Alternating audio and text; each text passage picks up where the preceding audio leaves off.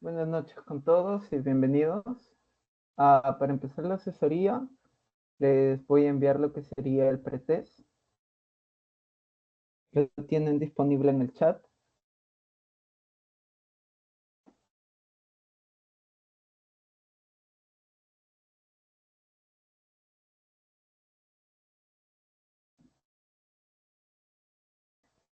Tienen 3 minutos para contestarlo. Igual, si tienen alguna duda ahora mismo que lo están resolviendo, me la comentan.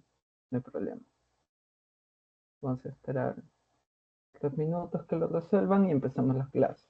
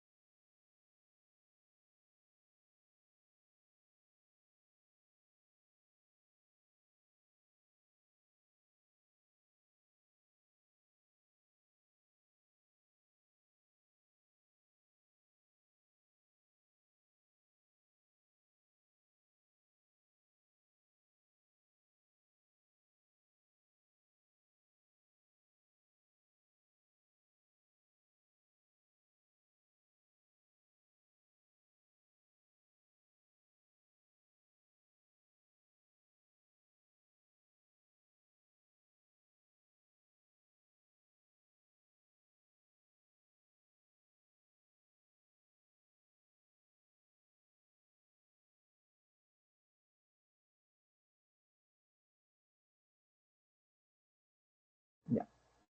Ahora sí, vamos a compartir pantalla y vamos a comenzar.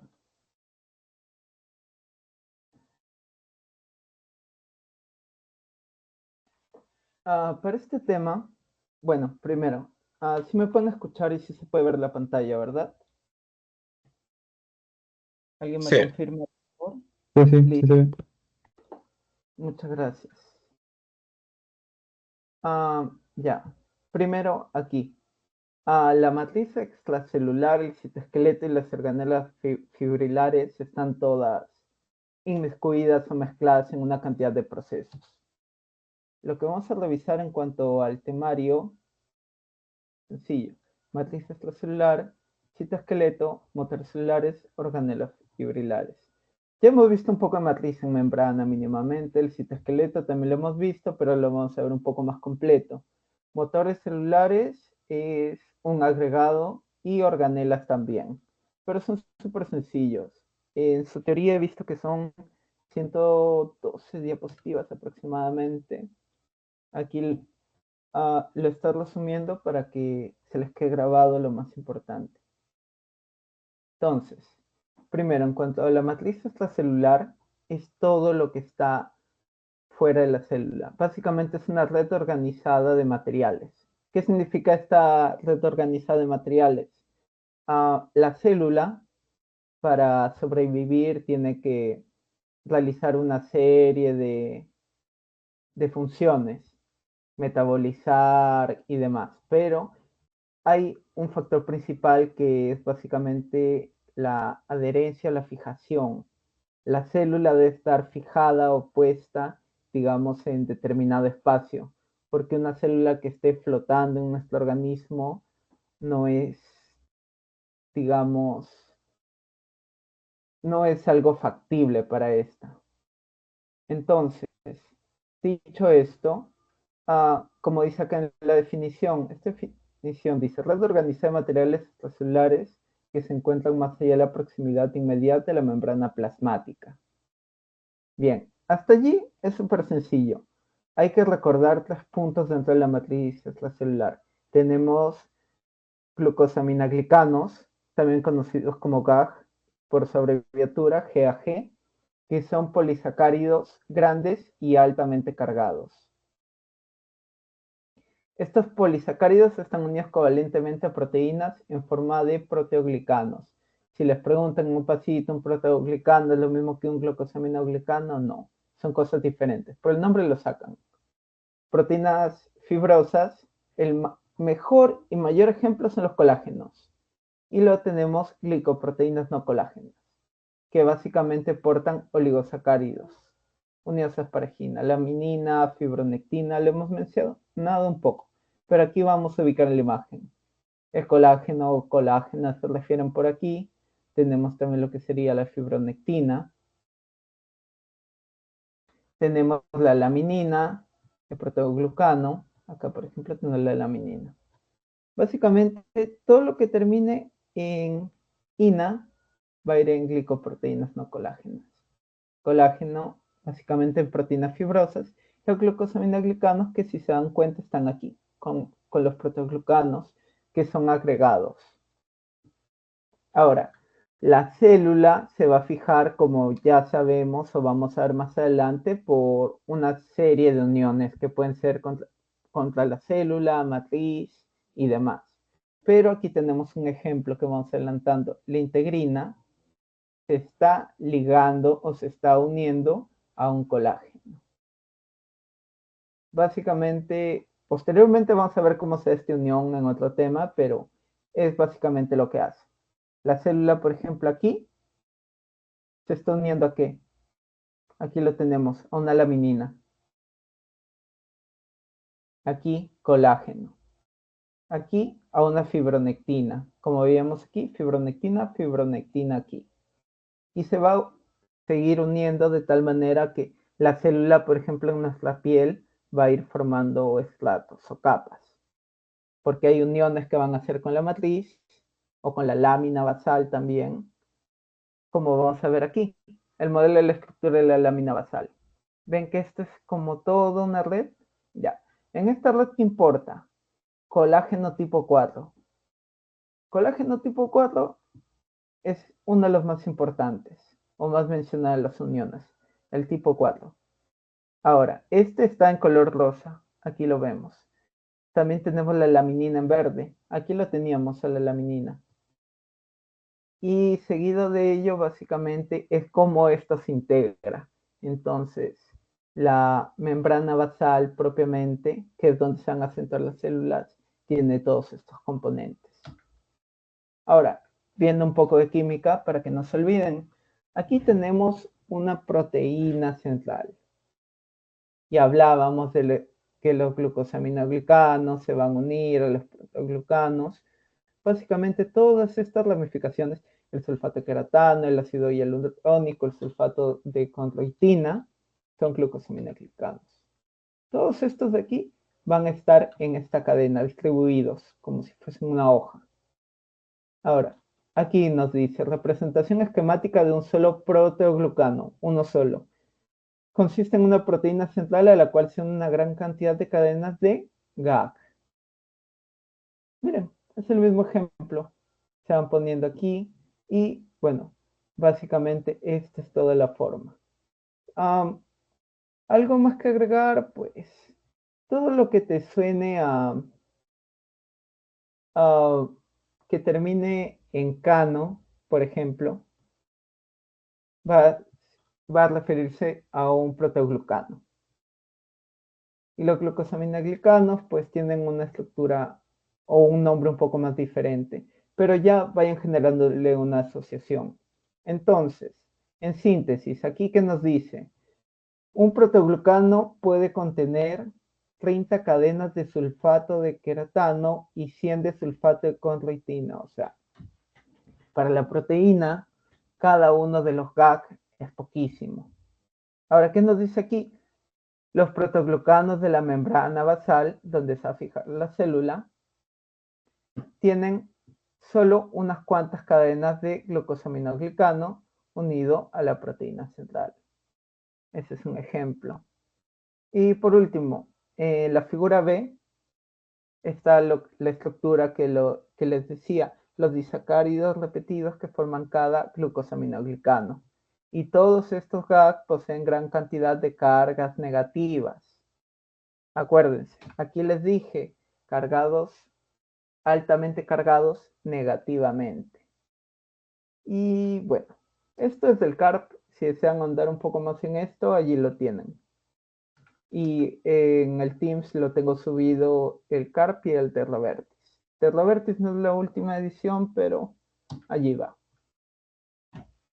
Y vamos a recordar un poco el citoesqueleto. Primero que nada teníamos microtúbulos, filamentos intermedios, filamentos de actina. Esta tabla que vimos en clases pasadas les va a resumir todo lo del citoesqueleto que necesitan, así que lo vamos a recordar rápido. Acuérdense, microtúbulos, extremo positivo. Tenemos las unidades de tubulina. Polaridad, claro que tiene. Ahora vamos a ver por qué. Actividad enzimática, GTPasa. ¿Qué significa GTPasa? Que gasta GTP. Proteínas motoras, quinesinas y dineínas. Grupo principal de proteínas relacionadas a microtúbulos, en inglés MAP. Estructura tubo rígido, hueco, no extensible. O sea, si hablamos de microtúbulos, es lo más sólido. Dimensiones, 25 nanómetros de diámetro externo, todas las células eucariotas, soporte, transporte y organización celular, y la distribución en el citoplasma. A partir de aquí comienza la comparación. Nos vamos a filamentos intermedios, 70 proteínas diferentes se unen por medio interno, que significa que no hay un extremo, digamos, positivo y negativo, solo hay un extremo interno al que se va a unir. Su polaridad no tiene, actividad enzimática ninguna, proteínas motoras ninguna. Grupo principal de proteínas, las plaquinas. Ahora vamos a ver las plaquinas también, no se preocupe. Estructura, filamento resistente, flexible, extensible. Dimensiones, de 10 a 12 nanómetros de diámetro, está presente en animales. Aquí eran todas las eucariotas, aquí animales. Función, soporte estructural, filamento de actina, monómeros. ¿Qué significa monómeros? Que es una sola unidad. Entonces solo posee una sola unidad y se va para el extremo positivo. Entonces, si hablamos de positivo y negativo, polaridad. Actividad ATPasa, gasta ATP. Proteínas motoras, miosinas. Grupo funcional, proteínas de unión actina. Filamento helicoidal flexible, no extensible, ya. Esta era la pregunta del pretest. Dimensiones, 8 nanómetros de diámetro. Todas las células eucariotas, motilidad, contractibilidad y solo en el citoplasma. El único que está presente en citoplasma y núcleo es filamento intermedio. Esto de hace 2 clases, pero vamos a andar en ello. Aquí, rápidamente para integrar conocimientos. Imagen del CARP, las funciones de lo que sería el citoesqueleto. Miren aquí, ven aquí, tenemos filamentos de actina. ¿Qué es? El 1 es estructura y soporte, tenemos filamentos de actina, tenemos microtúbulos, filamentos, tenemos a los microtúbulos aquí, tenemos a los filamentos intermedios, disculpen, a los microtúbulos.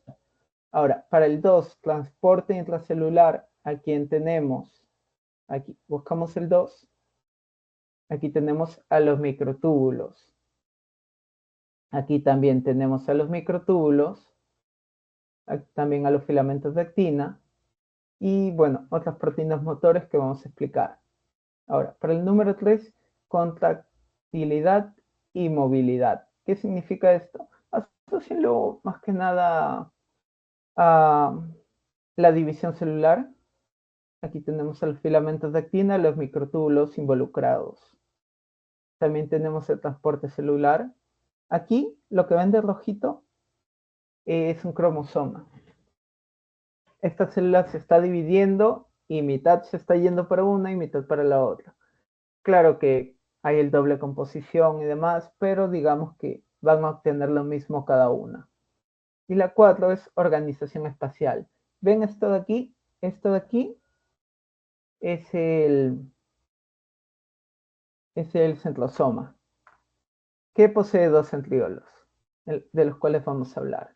Entonces, habiendo visto este gráfico, la A es una célula epitelial, la B es una célula nerviosa, la C una célula que se divide. Entonces, allí ya vemos cómo se involucran los microtúbulos, los filamentos intermedios, los filamentos de actina. Todos están involucrados, pero depende de la especialización de la célula. Cada célula no funciona igual. Tiene la misma información genética, pero no expresa o no cumple las mismas funciones. Rápidamente nos vamos por los microtúbulos. ¿Qué tienen de bueno los microtúbulos? Les había explicado la clase pasada. Contemos aquí. 1, 2, 3, 4, 5, 6, 7, 8, 9, 10, 11, 12, 13. Es un total de 13, un protofilamento. Entonces, estos anillos que se van a formar por esta costura nos dice cómo están organizados los microtúbulos. ¿Recuerdan que decía tubo hueco, por así decirlo? Es por esto. Porque si hacemos un corte transversal, todo esto va a estar vacío. Ahora, los colores significan tubulina alfa y beta. Entonces, aquí tenemos alfa y beta. ¿Qué significa esto? Que son heterodímeros. Se van a formar como heterodímeros. Hetero, diferentes. Dímeros, dos unidades. Estos heterodímeros se forman en protofilamentos. Estos en básicamente láminas de túbulos para luego ser microtúbulos como tal. Entonces, habíamos hablado de las MAP, proteínas relacionadas a microtúbulos. Básicamente estas, en esta imagen del CARP, lo que nos dice es que se van a unir. Entonces, se van a unir a los microtúbulos, exactamente como ven en la imagen a los tres. Entonces, el MAP2, en este ejemplo el cerebro, unido a la superficie de un microtúbulo. El MAP2 de la imagen tiene 3 puntos de unión, en este caso que sería la tubulina. Fuera de ello, estos sitios de unión son importantes para la ubicación tridimensional de microtúbulo. Entonces, las MAP básicamente tienen una base aquí grande, pero luego se proyectan de una manera delgada. Entonces, va a permitir que hayan interacciones y que estos microtúbulos no ocupen todo el espacio. Entonces, tenemos alfa y beta, no se olviden, 25 de diámetro, 5 nanómetros de espesor, presentes en cilios y flagelos, son fundamentales de hecho, y están encargados del movimiento de organelas y cromosomas durante la división y mantenimiento de la forma celular. Esto de aquí lo vimos aquí, miren. Los microtúbulos, cómo actúan aquí para el transporte, división, forma, todo eso tiene que ver con microtúbulos.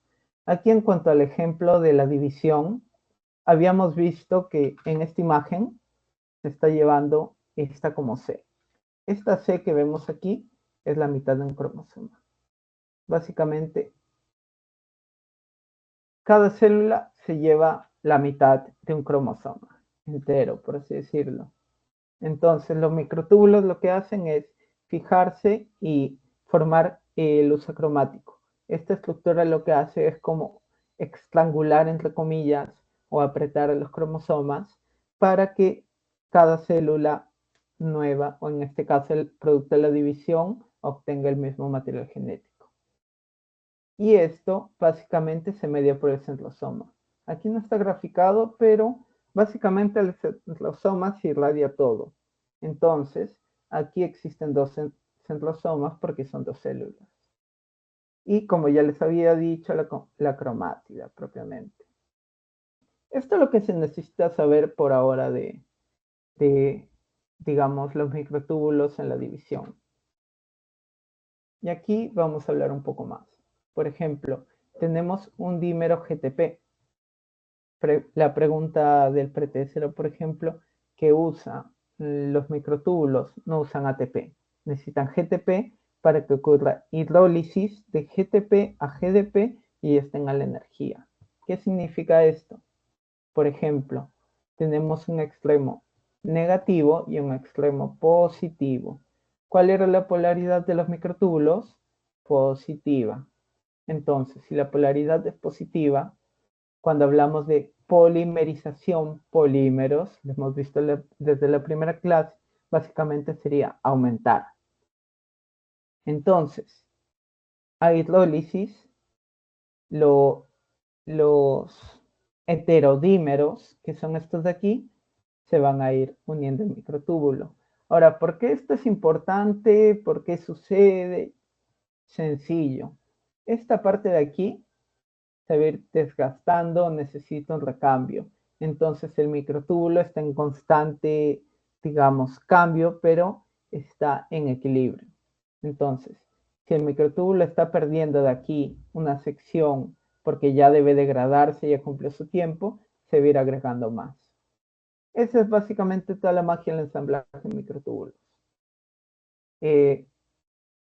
Mediante el GTP, los dímeros de tubulina, los heterodímeros de tubulina alfa y beta,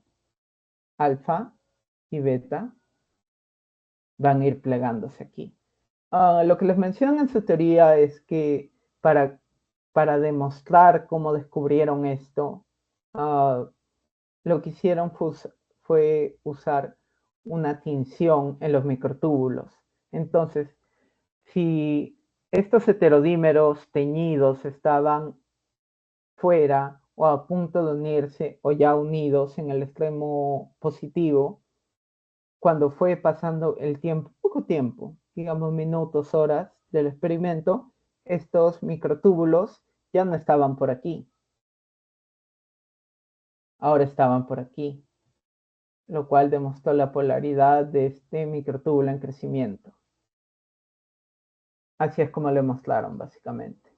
Ahora en cuanto a funciones, ya habíamos visto un poco, andamio que determina la forma celular, esto está en su teoría, así que lo puse aquí para que lo tengan presente, no lo olviden. Pistas para que se muevan organelas y vesículas, obviamente. Aquí viene lo importante. Básicamente habíamos hablado de lisosomas, fagolisosomas, endocitosis, exocitosis. Cuando hablamos que todo esto gastaba ATP es porque el citoesqueleto requiere ATP o GTP. Así que hablamos de gasto de energía. Una vesícula no está flotando en el citoplasma y se choca por casualidad con algo, no.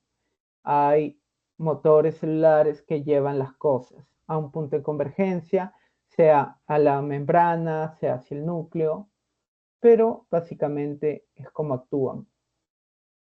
Entonces, las fibras del uso para los cromosomas durante la mitosis lo vimos aquí. Se disponen de forma geométrica dentro de los flagelos y cilios para la locomoción. El ejemplo más grande es el del espermatozoide. Básicamente tiene un flagelo y el movimiento es como si fuese una ola, por así decirlo. De arriba abajo, pero se mantiene en el mismo eje, se mantiene en esta línea. Entonces, ya habiendo dejado en claro las funciones, vamos a ver un poco acerca de esto de aquí. Por ejemplo, en esta célula vemos que tiene una prolongación. Esto de aquí son microtúbulos y están sirviendo como pista. Todas las organelas, lo que se requiere que vaya o regrese hacia el núcleo, está allí. Dicho de otra forma, tenemos proteína que conecta microtúbulos y microfilamentos, ejemplo plectina, como ya habíamos visto. Todo el citoesqueleto está mezclado entre ellos, pero cumplen funciones diferentes. Aquí tenemos proteínas, las MAP, proteínas relacionadas a microtúbulos, los microtúbulos que para las neuronas es un neurotúbulo. Y organelas que se están moviendo aquí, pero lo importante es que, bueno, este es un transporte axónico, es de las neuronas, y por eso recibe ese nombre. Ya lo van a ver, digamos, en otras asignaturas, pero básicamente de micro solo cambia neuro, igual de filamentos intermedios, neurofilamentos, pero así es como funcionan. Ahora, aquí viene lo bonito. Tenemos los motores celulares. Vamos a trazar una línea aquí Habíamos dicho que tenemos un extremo negativo y positivo. El negativo va a estar cerca al núcleo. Entonces, nuestro negativo es el centro de la célula y nuestro positivo vendría a ser la bicapa lipídica, por ejemplo.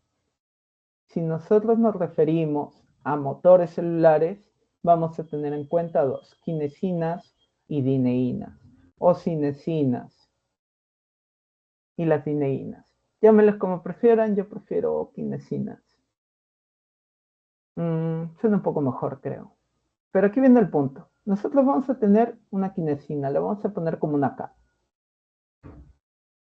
Nuestra kinesina obedece a algo, entre comillas, sencillo.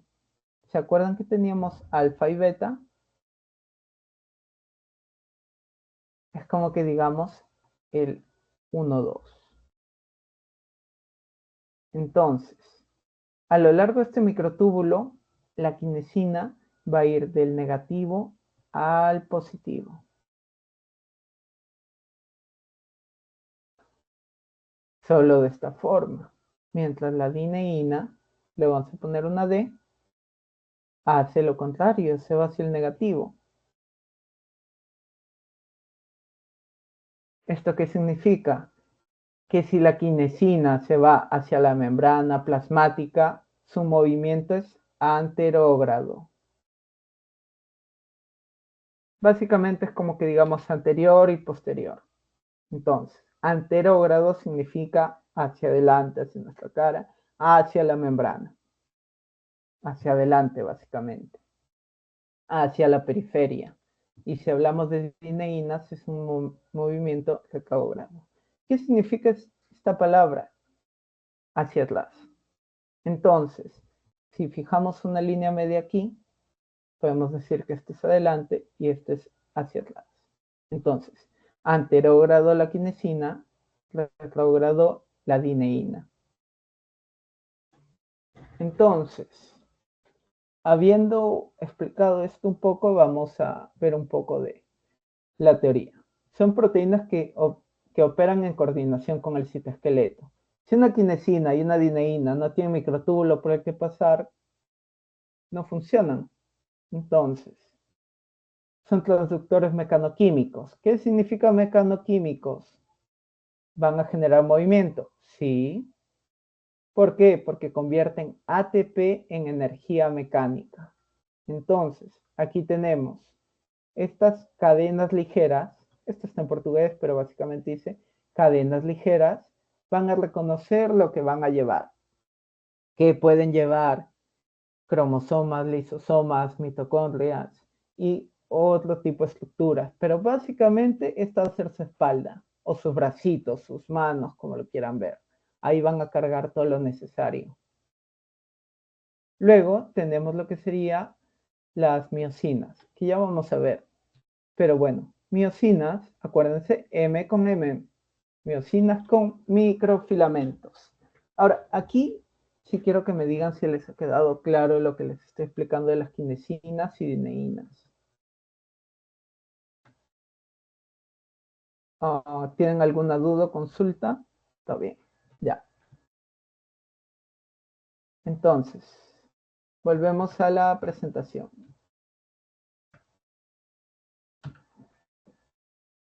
Aquí, sencillo, para no marearlos. Vamos a ver esto. Habíamos dicho cadenas pesadas y cadenas ligeras. Ya, molecularmente hablando, aquí tenemos kinesina y dineína. Este gráfico es del CARP, así que aquí vamos. Una cadena ligera básicamente va a estar ubicada en la cola, aquí donde la vemos. Entonces las cadenas ligeras, o también, o bueno, en el caso de dineínas intermedias y ligeras, básicamente se van a encargar del reconocimiento. Pero vamos a ver estructuralmente. La cabeza, aunque suene un poco contradictorio, es la que va a caminar. Entonces, básicamente es como si estas estuvieran de cabeza. Entonces tenemos cabeza, cuello, tallo y cola. ¿Esto cómo funciona? Aquí lo vemos. Miren. Las cabezas como centro catalítico, cada cabeza va a gastar un ATP. Entonces, ATP, un paso. Entonces, va a estar la otra cabeza levantada. Esta cabeza levantada va a aterrizar, entre comillas, y al gastar ATP se va a levantar la otra y así sucesivamente. Esto es en una vista lateral. Pero miren, aquí nos dice estructura de la quinesina convencional, dos cadenas pesadas que se entrelazan como un rizo helicoidal. Aquí está. Todo esto entrelazado en la región del tallo y dos cadenas ligeras relacionadas con los extremos globulares de las cadenas pesadas. Entonces, estas cadenas ligeras van a estar relacionadas con los extremos de la cadena pesada. Las cabezas generan fuerza, aquí nos dice, se unen al microtúbulo y la cola lo hace con el cargamento. Entonces, la cabeza va a caminar y la cola lo que va a hacer es fijarse al cargamento. Ahora, ¿esto cómo se da? Pues básicamente por receptores. Es mediado por receptores y señalización. Pero aquí vamos a ver 380 kilodaltons, la quinesina es mucho más pequeña que la miosina, que la dineína. Ahora, ya lo tenemos aquí. Y como nos dice, este es el concepto actualmente favorecido de la biología. Los microtúbulos, cuando se polimerizan, es de alfa con beta. Entonces, al ubicarnos aquí, podemos decir que este es un alfa y este es un beta. Entonces la secuencia va a ir caminando de esta manera. Recuerden, extremo positivo y negativo. Ahora, en cuanto a la dineína, esto es lo que va a hacer. Como ya dijimos, es mucho más grande. Tiene lo que sería en este caso un cuello. Básicamente aquí vemos que es tallo, cabeza, pedúnculo, esta es la cadena pesada, cadenas intermedias y ligeras. Entonces, son dos cabezas pesadas de dineína y varias cadenas intermedias y ligeras. En cuanto a las cabezas de quinesina, se dice que solo hay dos tipos, en cambio de las dineínas hay de 6 a 10. Cada cadena pesada de dineína contiene una cabeza globular donde genera la fuerza. Entonces, las cabezas de que se encargan de la actividad catalítica o generar el ATP. Entonces, un pedúnculo con un sitio de unión al microtúbulo y un tallo. La estructura es diferente. Y ahora, habiendo visto esto, por ejemplo, aquí vemos que va hacia la izquierda, hacia el cuerpo celular, significa que esto es negativo. Aquí tenemos básicamente la dineína, la unión, y adivinen qué es esto de aquí.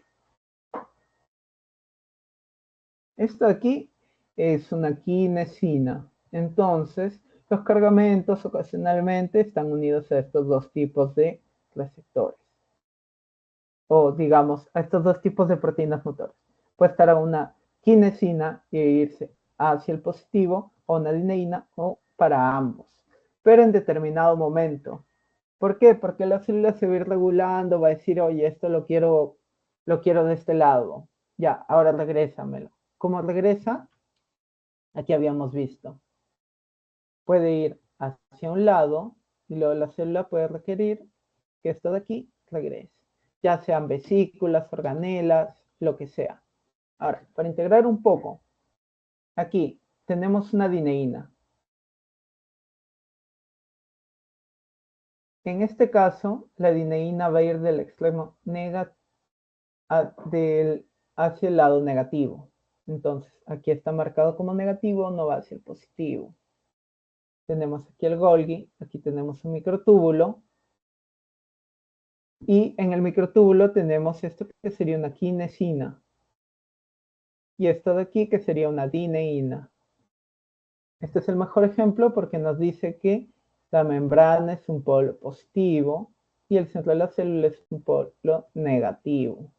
Igual aquí la quinesina se va hacia el positivo. Vesículas, lisosomas, una mitocondria, lo que necesita la célula. Y pasamos a microfilamentos.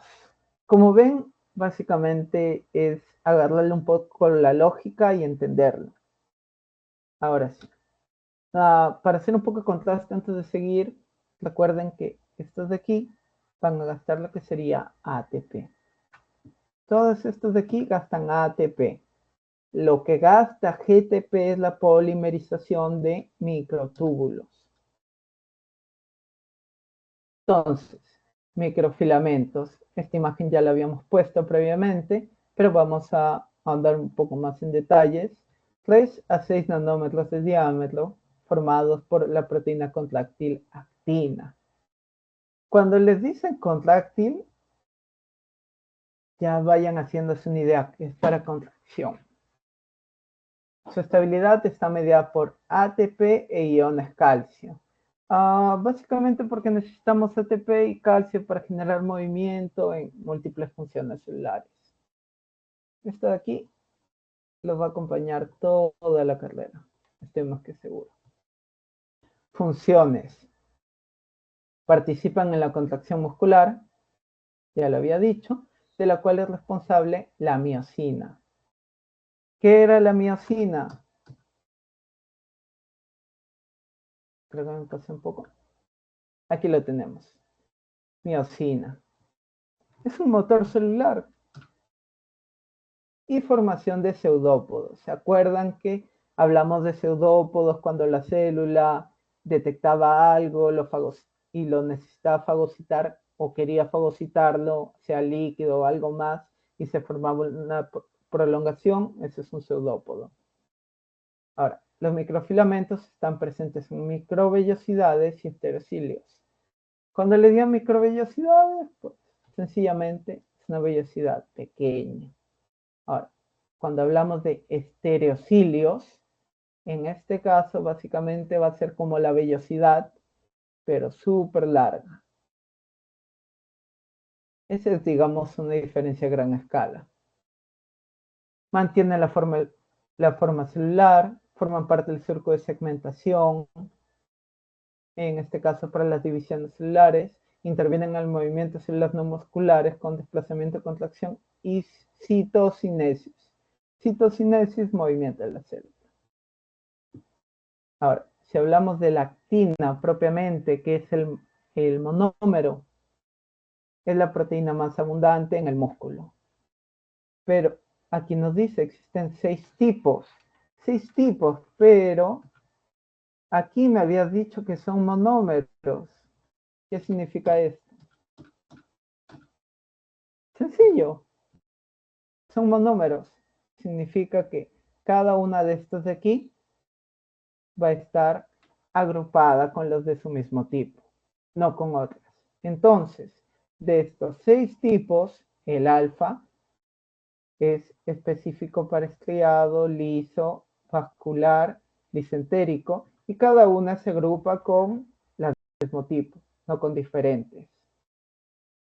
Luego tenemos la beta y gamma en células no musculares. Esto se lo ponen en su teoría, así que aprovechen ponérselo aquí para que no hayan dudas o se pregunten por ella luego.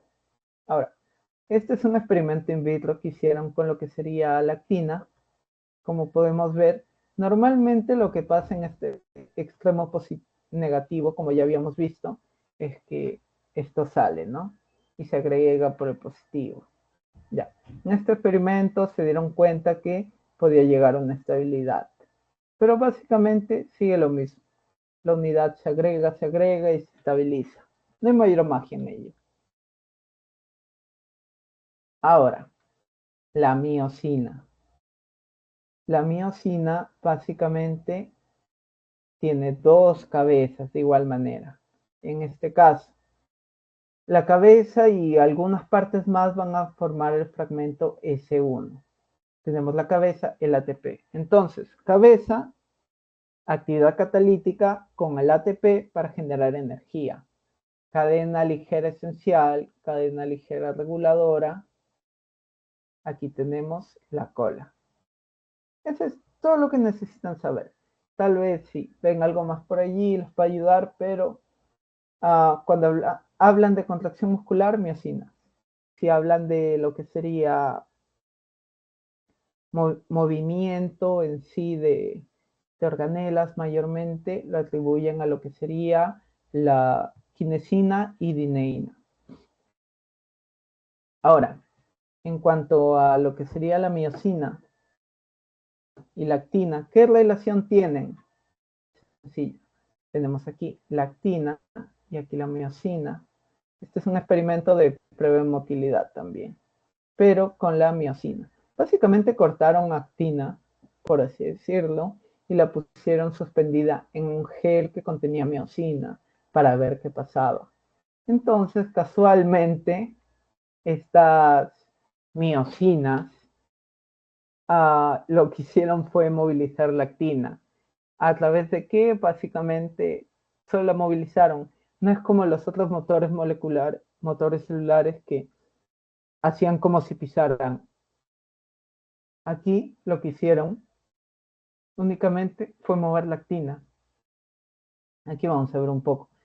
Esta imagen es un esquema en que las cabezas de miocina están unidas al objetos cubierto con silicón, que luego se incuba con una preparación de filamentos de actina.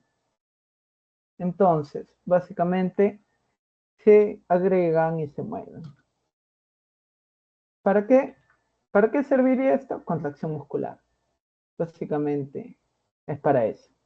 Porque si nos vamos hasta la actina, aquí teníamos los filamentos de actina, filamento helicoidal flexible, no extensible. Filamentos intermedios. Esta imagen ya la habíamos visto. El monómero, el dímero, tetrámero, longitud unital del filamento y demás.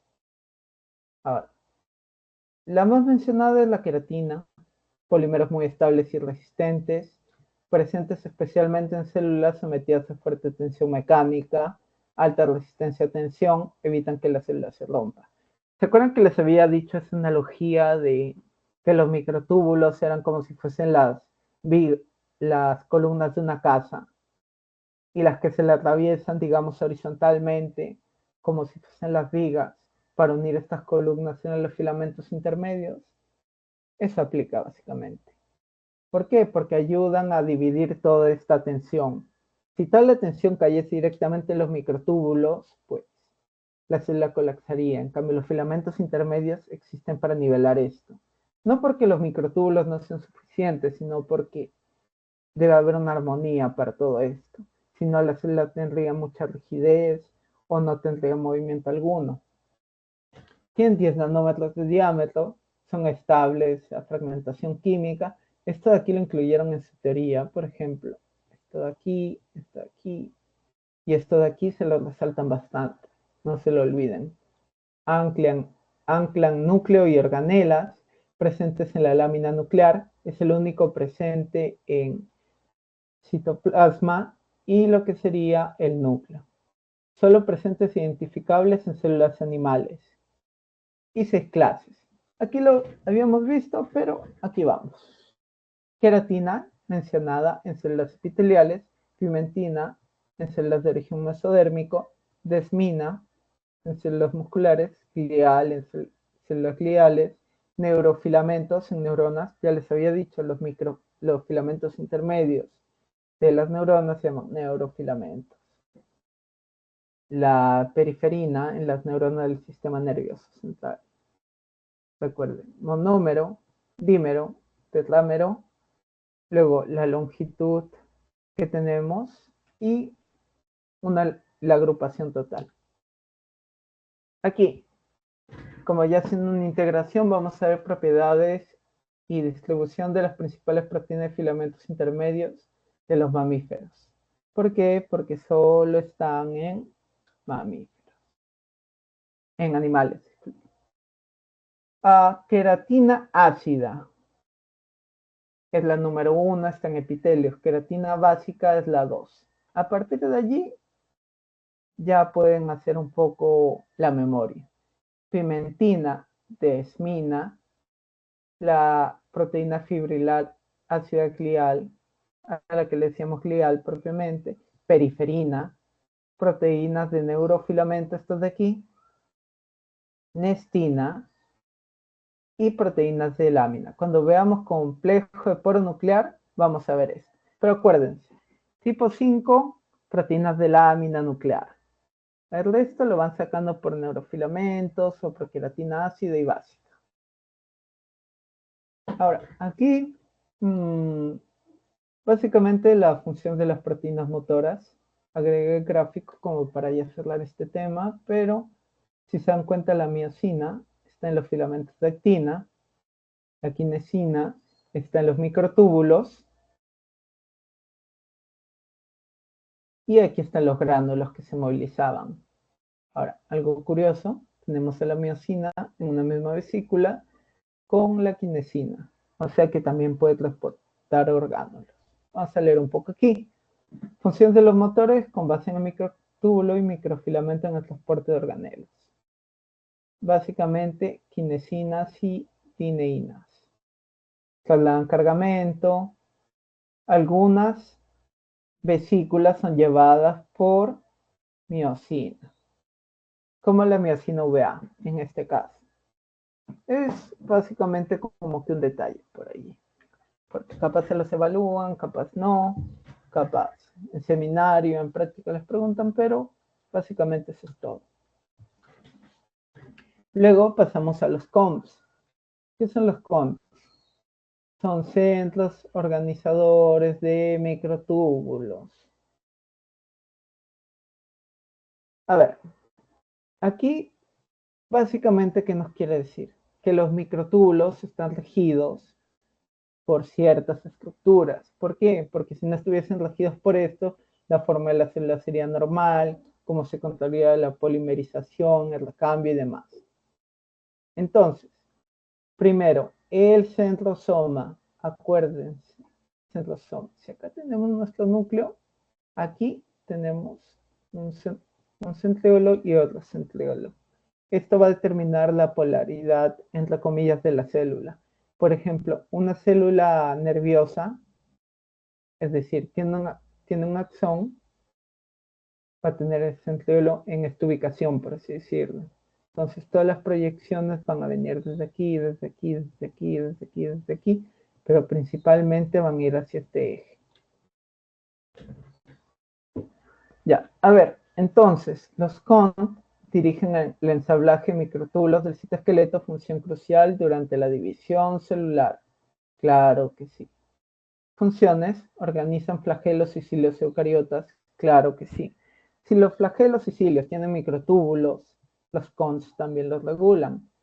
Organización frente a mitosis, meiosis, mediante el uso mitótico y meiótico. ¿Son lo mismo? No. Una cosa es un uso mitótico y otra un uso meiótico. Mitosis y meiosis. Ya habíamos visto ensamblaje y orientación. Dirección del tráfico vesicular, claro que sí.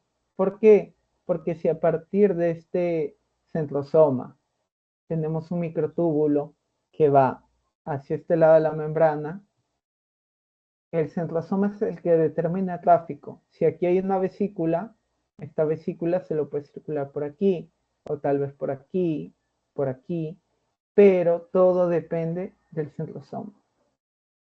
Entonces, si las organelas están sujetas a motores celulares que están sujetos a microtúbulos, también dispone la orientación de organelas. Aquí vamos a ver un poco. ¿Se acuerdan que hablábamos de negativo y positivo? Ya. El positivo, básicamente, hacia la periferia, negativo hacia el centro. Entonces, aquí tenemos los dímeros de tubulina, GTP. Heterodímeros de tubulina GTP que se van a ir juntando y juntando y van a generar lo que serían los microtúbulos. De momento conocíamos alfa y beta. Pero, disculpen, esto de aquí no me sale muy bien la Y. Disculpen, el gamma griego. Pero es básicamente esto. Nosotros, aparte de alfa y beta, tenemos también gamma. ¿Qué significa?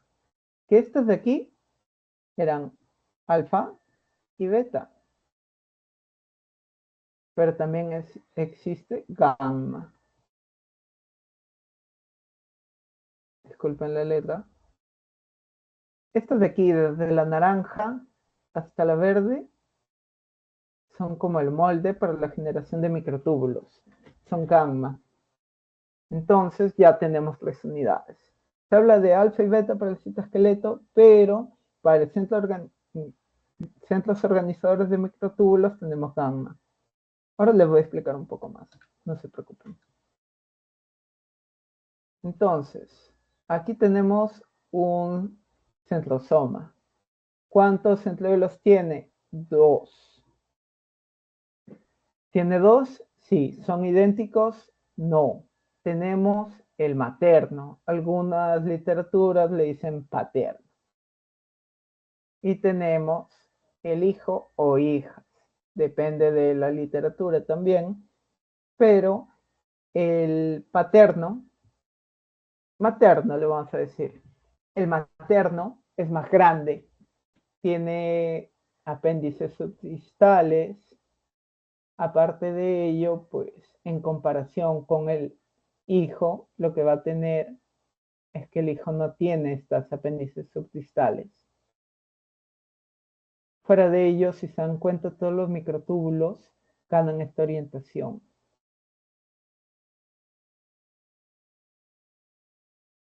Eso es lo que hay que saber. Fuera de ello, pues tienen fibras que los interconectan. Y las apéndices distales, me olvidaba. El materno tiene apéndices distales y subdistales. Y el hijo o hija, básicamente, no tiene nada. Pero ambos funcionan, ambos son funcionales. Uno más que otro, sí, pero son dos. Aquí vamos a ver un poco. Entonces, esta gráfica es de esotería. Tenemos el centrosoma, tenemos microtúbulos como radiaciones hacia el externo. Y esto comienza así. Tenemos el material pericentriolar. Aquí está como un PCM, es lo que envuelve todo, básicamente. De hecho, se dice que el material pericentriolar está en contacto con el centriolo hijo únicamente, mientras el centriolo materno está en contacto con distal, subdistal y material pericentriolar. Entonces, tenemos aquí dos. El materno, el hijo o madre e hijo. Luego tenemos lo que es el alfa-tubulina. Estos dos de aquí son alfa-tubulina. Disculpen, gamma-tubulina. Este es el símbolo, gamma-tubulina. Básicamente es un anillo. Importante el centriolo en esta vista longitudinal y transversal es lo siguiente. Habíamos dicho que se formen dímeros y demás, pero básicamente aquí los microtúbulos están formados de esta forma. Digamos, en 3. Y si contamos sería 1, 2, 3, 4, 5, 6, 7, 8, 9. Es un 9 por 3. Ahora, ¿cómo se llama esto? Un triplete. Esto de aquí es un triplete. Porque así están dispuestos los microtúbulos. Y así es como se forma o se polimeriza. Esta es su teoría, o bueno, no sé si todavía lo tengan, pero se los menciono por encima. Hay inhibidores de la polimerización. ¿Qué significa polimerización? El recambio, ¿verdad? básicamente se pierde, se agrega más. La colchicina y la colcemida inhiben la proliferación y provocan la despolimerización. Entonces acá está perdiendo y no está ganando. La vinblastina y vincristina inducen la formación de agregados de tubulina. Entonces aquí aumentan tubulina. Y el taxol estabiliza los microtúbulos. Entonces, un microtúbulo estabilizado no pierde ni gana. Entonces los puse porque, bueno, está en su teoría. Y si hablamos de alfa-tubulina y nucleación de microtúbulos, este es todo el proceso. Aquí ya les voy a explicar un poco más de la gamma. Tenemos el gamma-TUSC. ¿Qué es el gamma-TUSC? Es básicamente el complejo pequeño de gamma-tubulina. Aquí la tenemos. Y para que se forme luego el gamma-TURC, complejo anillo. Básicamente se van a ir juntando, reclutando proteínas asociadas y lo que sería la gamma-tubulina hasta que se genere una expansión. Básicamente este es el anillo abierto que se va a juntar con otras proteínas para formar el anillo cerrado. Al tener energía, que serían fosfato, y trabajando lo que serían los dímeros, quinesinas y proteínas de activación, se va a formar lo que sería este anillo. Este complejo en anillo va a comenzar a formar a todos estos dímeros de esta forma, como habíamos visto aquí. Esto es básicamente todo el proceso. No es algo para memorizar, pero sí para entender. Básicamente es cómo se forma. Y así llegamos al proteasoma. Proteasoma 26S. ¿Qué significa 26S? La densidad de Sverberg. Básicamente es, por así decirlo, qué tanto, qué tan hundidos, entre comillas, están en el citoplasma. ¿Qué mide Sverberg? Básicamente el peso molecular y cómo esto se va a aterrizar, entre comillas, en el citoplasma. Por ejemplo, algo de lo que sería 26S va a estar encima de algo de 30S. ¿Qué significa esto? Que digamos, entre comillas, esto flota un poquito más. Ahora, esto de aquí no es matemática. ¿Por qué? Porque el 19S más el 20 más el 19 no te van a dar 58.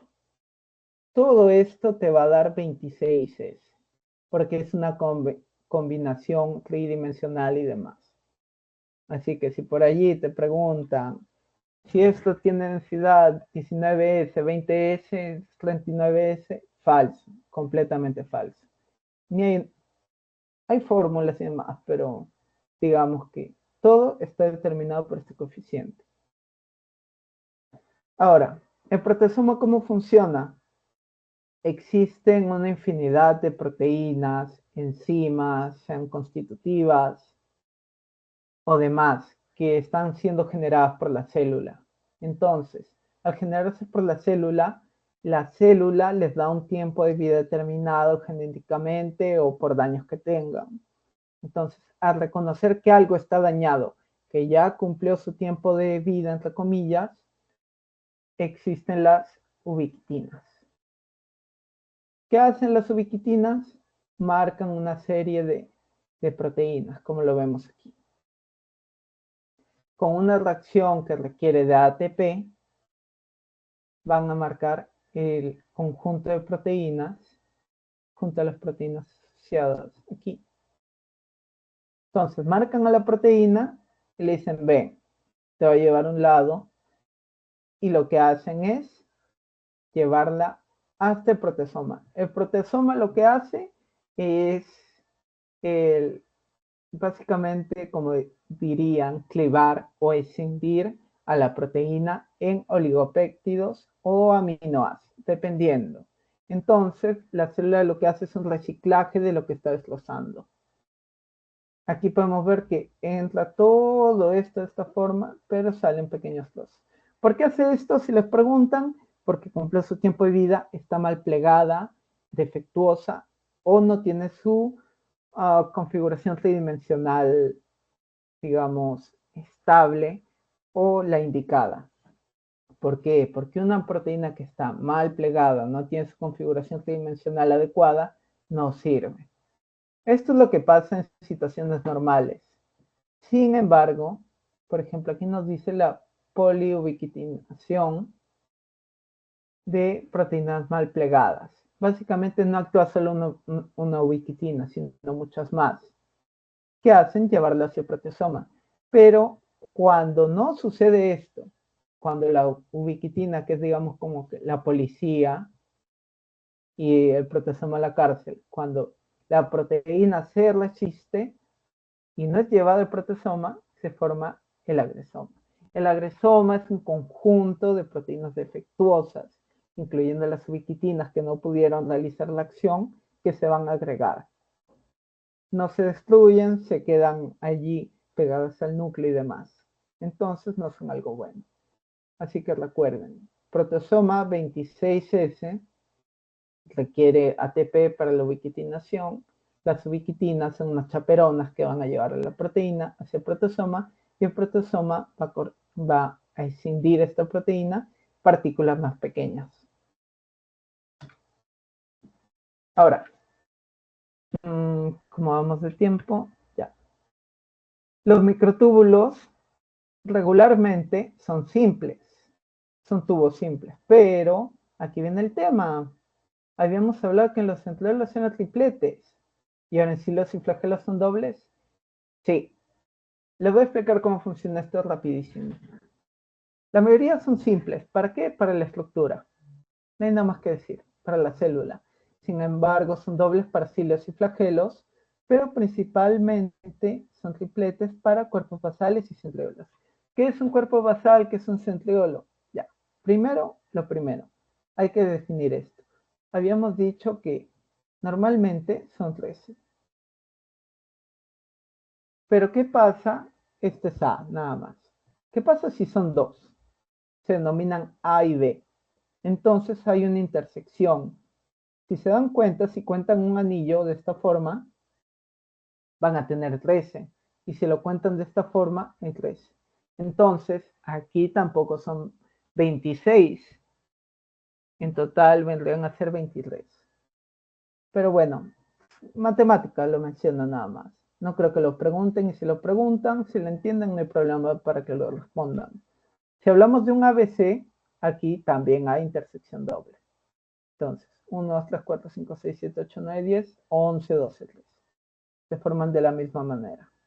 Centriolos habíamos visto que son tripletes, los microtúbulos. Aquí tenemos el hijo, la madre, los distales, subdistales, pericentriolar materia, fibras interconectantes, ya. Hasta ahí ya lo sabemos todo, pero aquí por favor su atención. Vamos a este gráfico primero.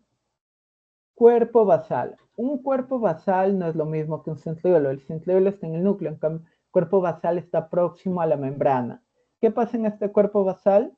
Tenemos esta configuración de tripletes. En total 9. 1, 2, 3, 4, 5, 6, 7, 8 y 9. Estos 9 tripletes se van a proyectar hacia el citoplasma para formar los cilios o los flagelos. ¿Cómo funciona esto? Hasta aquí tenemos el cuerpo basal. Y entre estas dos líneas hay una transición. ¿Qué pasa en la transición? Estos tripletes pasan a ser dupletes. 1, 2, 3, 4, 5, 6, 7, 8, 9. Entonces tenemos un 9 por 2. Aquí era 9 por 3. Aquí tenemos 9 por 2. Y al pasar aquí a este segmento, tenemos lo que sería un 9 por 2 más, lo pueden llamar un par, no doblete, no lo llamen doblete porque son estos dos de aquí, no lo llamen doblete, le pueden llamar par o simplemente dos túbulos. Entonces, estas son las configuraciones. Para centriolo y para cuerpo basal es un 9 por 3, 9 tripletes. Para la zona de transición es un 9 por 2, o sea, 9 dupletes. Y para el cilo, el flagelo, son 9 dupletes más un par o más 2. No lo llamen duplete. Y estos de aquí es un par central o dos túbulos centrales. Habiendo aclarado esto, vamos a verlo rapidísimo. Central y cuerpos basales forman microtúbulos triple de forma simétrica. ¿Qué significa simétrica? Que son iguales, idénticos. Aquí lo tenemos. Todos idénticos. El centriolo es el término usado en células durante el ciclo celular. Los cuerpos basales es de las células en reposo. Esta estructura puede dar lugar a un flagelo o un cilio. Aquí veíamos la estructura. Este es un 9 dupletes más 2 túbulos centrales, microtúbulos centrales. Aquí, por ejemplo, nos explican que es el ABC. Y si tenemos ABC y vamos a pasar de un 9 por 3 a un 9 por 2, ¿qué perdemos? ¿Un A o un C? Por el alfabeto perdemos el C. Aquí tenemos en el axonema el 9 dupletes más 2 centrales. Luego tenemos en la zona transicional el 9 por 2 y en el cuerpo basal el 9 por 3. Y bueno, allí un momento. ¿Sí me entendieron esa parte? Ah, no había leído el comentario, discúlpenme.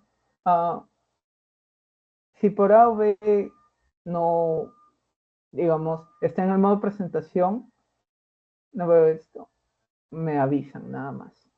La polaridad va de negativa a positiva, entonces los microtúbulos se unen de alfa, o sea, tenemos el alfa y se le va a unir el beta. Esa es básicamente la forma. Recuerden que esto sigue el alfabeto griego y todo es como que alfa, beta, gamma, delta y demás. Entonces, la unión es de beta a alfa. Es como que el alfa está solo en la ubicación espacial y se le va a unir el beta. Y esa es la formación del heterodímero. ¿Sí me entendiste, Joaquín? Ya, listo. Igual, interrúmpanme si tienen la duda, no se preocupen. A ver, retomamos en cilios. Esto es en realidad más que nada características. Entonces, uy, esto no lo quería hacer. Los, momento. Los cilios son muchos, son cortos, de estructura constante y presentes solo en eucariotas. Eucariotas, células nucleares. Flagelos son pocos, son gruesos y largos, varían de estructura. Si se dan cuenta, son como una contradicción entre ambos, por así decirlo. Están presentes en eucariotas y procariotas con diferente estructura. A partir de acá ya le sacan las diferencias. El tamaño son los flagelos. Ahora, características comunes, pues su diámetro. El axonema está constituido por microtúbulos y proteínas asociadas. Exactamente, es para ambos. Y la longitud de algunas micras a 2 milímetros, así que es variable. Ahora, dos puntos a considerar son que algunas bacterias poseen flagelos carentes de microtúbulos. Esto de aquí es cierto. Hay bacterias que no poseen microtúbulos y sin embargo tienen sus flagelos. Y las dineínas del axonema son 10 veces más grandes que las kinesinas. Es un dato que les ponen también en su teoría. Estos dos. Ahora, el axonema ya lo expliqué. pero vamos a ver sus uniones. Primero, lo primero. Esto que ven aquí del par central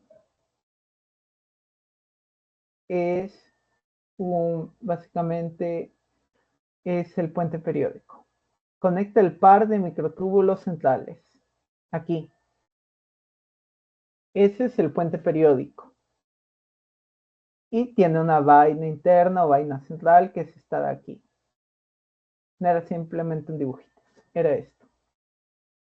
Ahora, esto y esto. Proteína anexina que conecta los pares de microtúbulos externos adyacentes.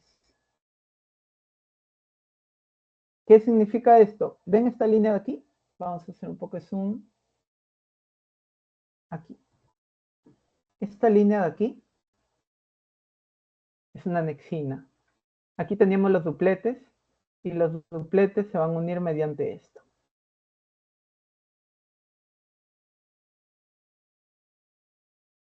Y luego tenemos las conexiones radiales. Ahora, ¿qué es una conexión radial? Esta de aquí. De microtúbulos simples centrales a cada túbulo A de los microtúbulos externos. Entonces, ¿cuál era nuestro túbulo A? Este de aquí. ¿Cuál era nuestro túbulo B? Este de aquí. ¿Qué hace la conexión radial o el rayo radial? Básicamente la unión de lo que sería estos túbulos o la zona central hacia el túbulo A. Hasta aquí es, digamos, que lo importante en cuanto a los puentes o las uniones. El periódico al medio, la anexina entre el B y el A, o lo pueden llamar como del B al A, básicamente, porque si se dan cuenta, este es el B y va a estar unido al A. Une B con A de diferentes dupletes. Tengan eso en cuenta, es diferente duplete. Y las conexiones radiales, básicamente, de lo que sería los microtúbulos centrales a cada túbulo A. Esto es para mantener la forma. Ahora, aquí nos habla de dineínas. Habíamos dicho que las dineínas del axonema son 10 veces más grandes. Sí, mírenlas aquí. En cuanto a las dineínas, tenemos el brazo externo y el brazo interno. Entonces, este brazo interno van a ser dineínas, el cúmulo de dineínas que están en segmento interno y el externo en el externo. Eso lo es, pero vayan diferenciándolo. Ahora, para hacer la síntesis de cilios y flagelos. El mejor ejemplo de un flagelo es el espermatozoide.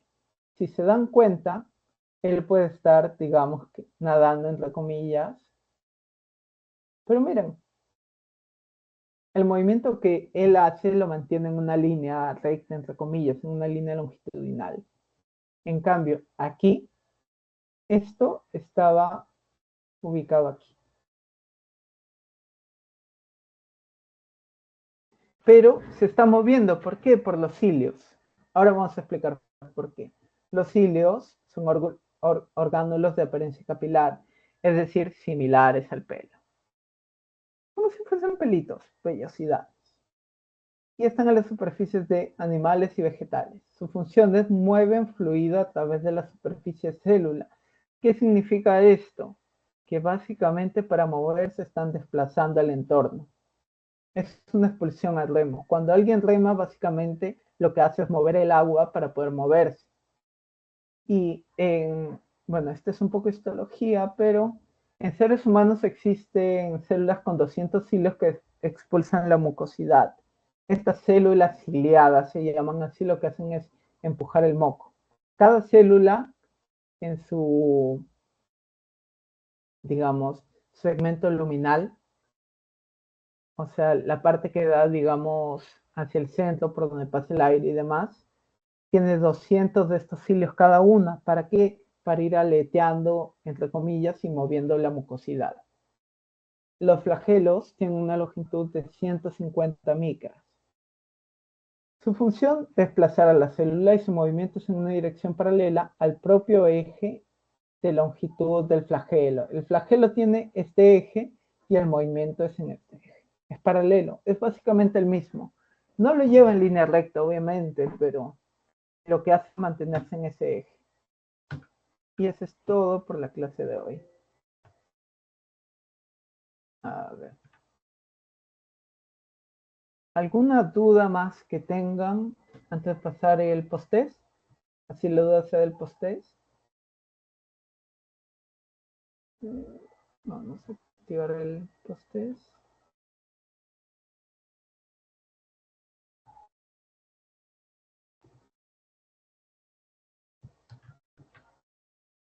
Vamos a compartir pantalla un momento.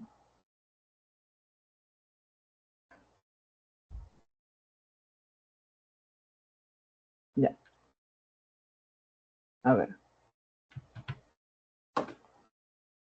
Les acabo de enviar el post-test por el chat. Así que aprovechen y rellénenlo mientras les voy explicando un poco las preguntas. Ya. A ver, cuando dices componente del citoesqueleto, las secciones que tenemos es microtúbulos, flagelos, cilios y todas las anteriores. Considerar aquí lo siguiente. Los microtúbulos sí son componentes del citoesqueleto, es el citoesqueleto en sí. Los flagelos y cilios tienen microtúbulos, pero no son componentes del citoesqueleto.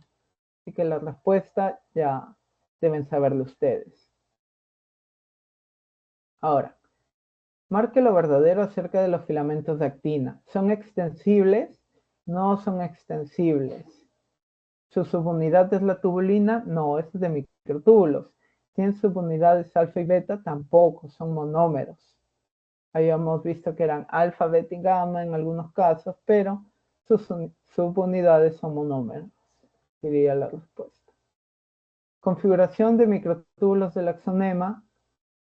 Habíamos dicho que eran, en este caso, 9 dobletes para lo que sería el axonema y tendrían lo que sería un par central o más 2 propiamente.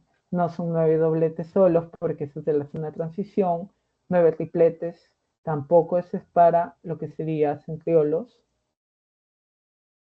8 tripletes tampoco. Necesario para la polimerización de microtúbulos sería guanosina trifosfato, no ATP. Cantidad de centriolos de un centrosoma. Un centrosoma debe tener un centriolo materno o paterno y un centriolo hijo o hija. Básicamente, esa es la explicación para todas las preguntas.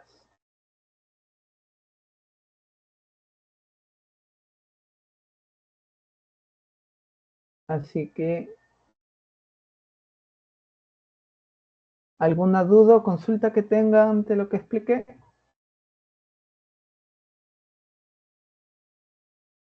Ahora, en unos momentos les paso el PDF de la clase para que lo tengan allí, ¿sí? Muchas gracias por su asistencia y un momento, voy a dejar de grabar.